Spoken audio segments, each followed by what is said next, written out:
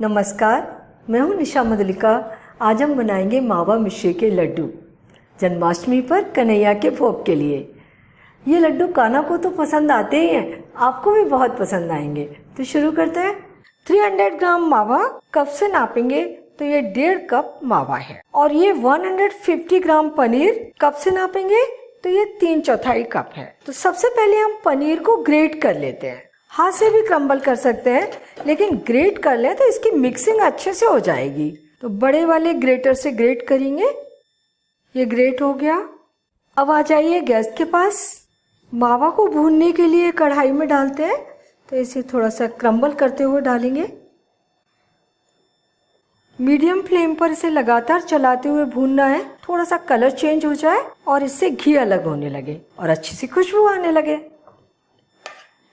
अगर आपके यहाँ मावा नहीं मिलता हो तो आप इसे घर पर बना सकते हैं, और मावा बनाने का तरीका मेरे चैनल पर देख सकते हैं।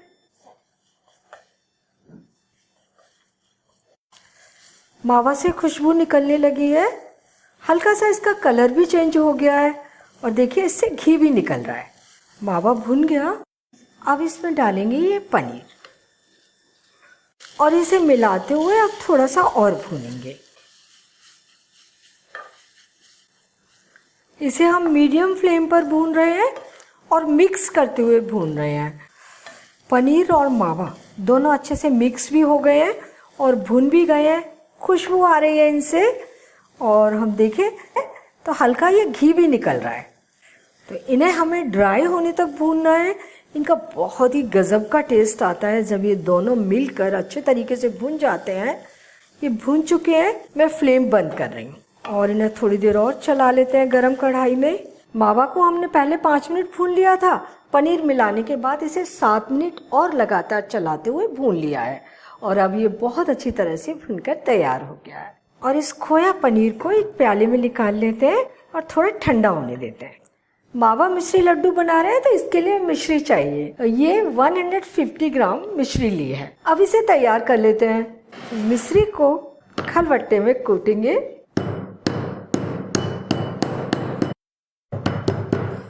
मिश्री को इस तरह से कूट लेंगे और अब इसे छानेंगे भी, क्योंकि ज़्यादा मोटे मोटे पीसेस जाएंगे ना तो आपको उतने अच्छे नहीं लगेंगे। तो हम इसके बराबर के ग्रेन्स बना लेते हैं। तो ये हमने चावल छानने वाली छलनी ले ली है और इसमें डाल के इसे छानेंगे। ये देखिए बहुत थोड़ा निकला है। अभी दोबारा फिर से कूट लेते हैं और फिर से छान लेते हैं। ये हमने सारी मिश्री को पाउडर बना के तैयार कर लिया।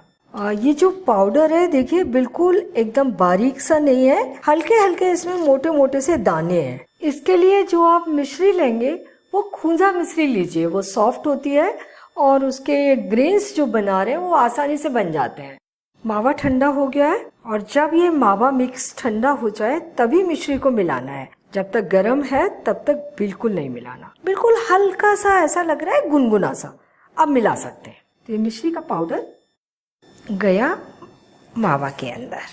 ये 4 इलायची को कूटकर पाउडर बना लिया और अब मिक्सिंग कर लेते हैं। ये मिक्सिंग हो गई तो अब फटाफट इसके लड्डू बांधते हैं। थोड़ा सा मिक्सचर उठाएंगे और लड्डू बनाएंगे। लड्डू आप अपनी पसंद से थोड़े से छोटे या थोड़े से बड़े बना सकते हैं। ये देखिए बन गया लड्डू। सारे लड्डू इसी तरीके से बनाकर तैयार करेंगे।